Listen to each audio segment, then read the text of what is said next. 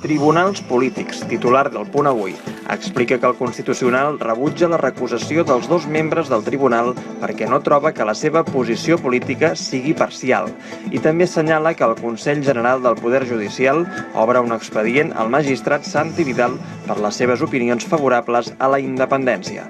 La imatge per a Homs i Ortega a la sortida de la reunió del bloc sobiranista. El periòdico. Sanitat accepta canviar el protocol de l'Ebola, després de la polèmica per la successió d'errors. Fotoportada pel futur del 9-N que tensa la reunió del bloc sobiranista. Esquerra, Iniciativa i la CUP exigeixen al govern que intensifiqui els preparatius i Mas torna a parlar de plebiscitàries. El diari també destaca que el Fons Monetari Internacional tem que Europa s'estanqui com el Japó.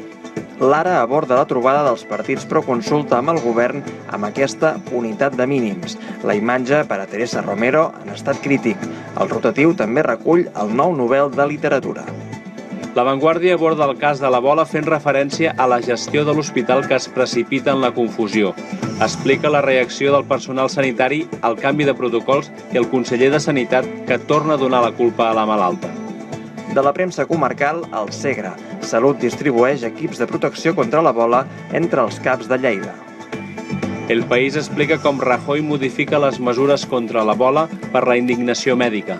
Dedica un espai també als 300 instructors que Espanya enviarà per entrenar l'exèrcit de l'Iraq i el fet que Hisenda ja sabia el 2007 que els consellers de Caja Madrid utilitzaven targetes personals. Diu que va aplicar diverses sancions al banc però que mai va obrir una investigació. Finalment, La Razón titula Estado crítico per l'empitjorament de la salut de Teresa Romero. També recull Oriol Pujol davant d'un jurat popular.